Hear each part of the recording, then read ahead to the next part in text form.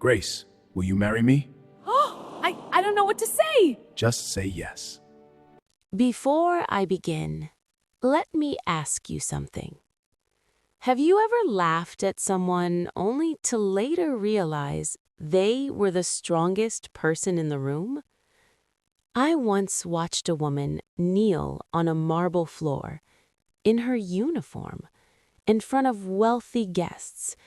She picked up a diamond ring that did not belong to her, and everyone thought that was the lowest moment of her life. But they were wrong, because that same woman, before the night ended, was standing in the center of that same hall, not as a maid, but as a bride. I was there. I saw the mockery. I saw the humiliation. And I saw the truth explode like thunder. My name is Naomi, and this is the story of Grace, the maid they underestimated. I still remember the first time I walked through those gates. The iron doors opened slowly, and the sunlight rested on the marble driveway like gold. That house did not whisper wealth, it declared it. My name is Naomi, and this is the story of Grace, the maid who became a queen. At the time, I was still building my career in events planning. I came from a simple background. My father was a teacher. My mother sold fabrics in the market. We understood hard work. We understood sacrifice. So when my boss told me we had secured the engagement contract for Alexander King, the only son of one of the wealthiest families in Nigeria, I felt both excitement and fear. Excitement because this was a big opportunity. Fear because powerful people expect perfection. The King mansion stood tall in Banana Island.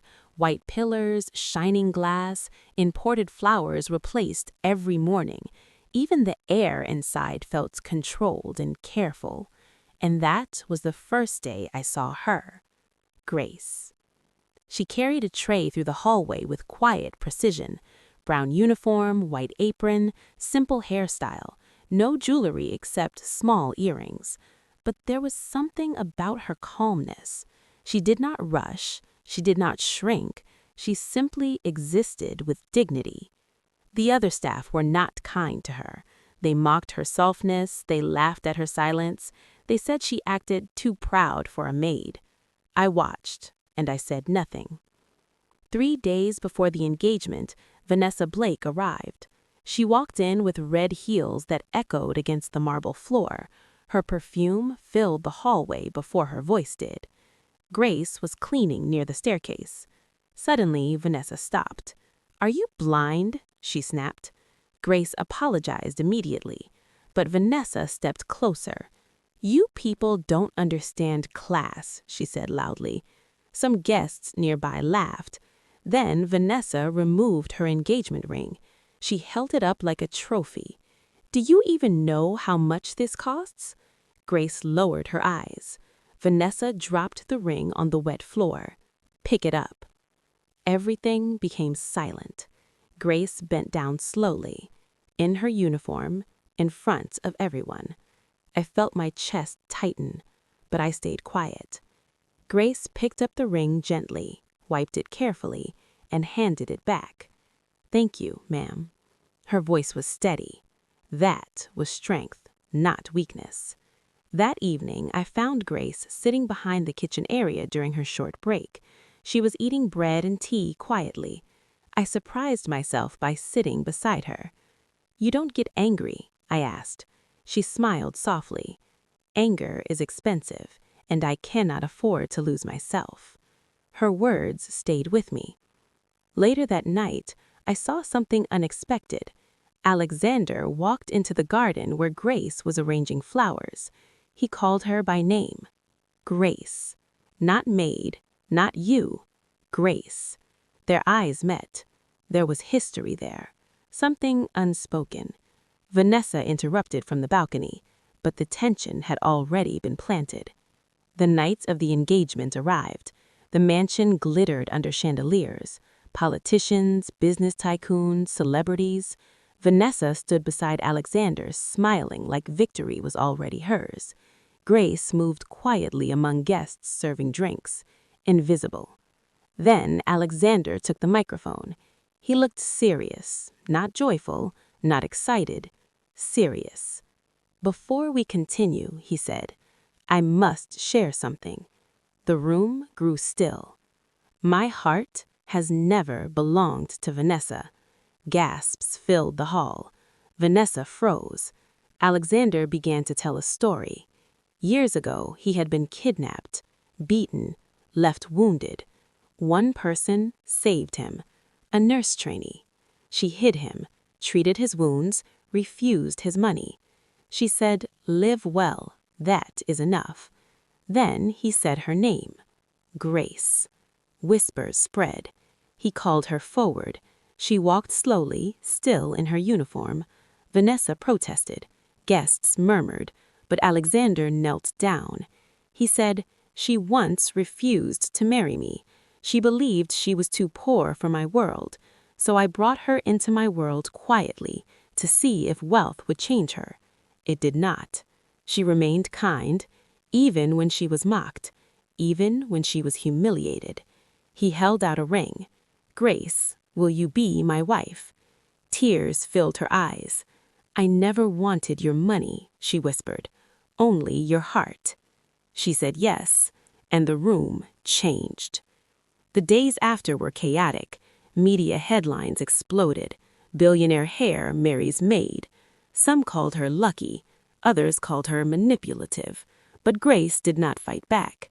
She returned to school, finished her nursing degree, started a scholarship program for girls who dropped out because of poverty.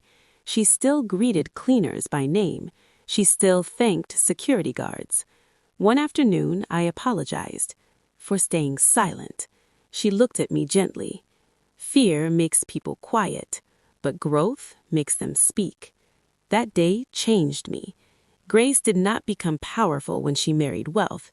She was already powerful the day she knelt without losing her dignity. And that is the lesson I carry. Never mock someone because of their present. You do not know their future. Never measure someone by their uniform. Clothes change. Character remains.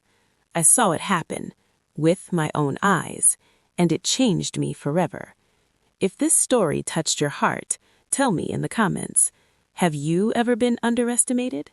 And if you love powerful stories like this, subscribe and hit the like button, because sometimes the quiet ones are the strongest of all.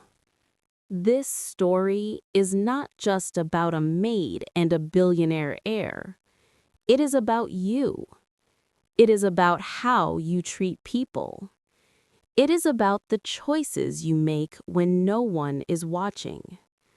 Let this be a lesson. Do not judge people by their position. Do not measure someone's future by their present struggle. The cleaner you ignore today may be the leader you salute tomorrow. Never mock someone because they have less than you. Money can change overnight.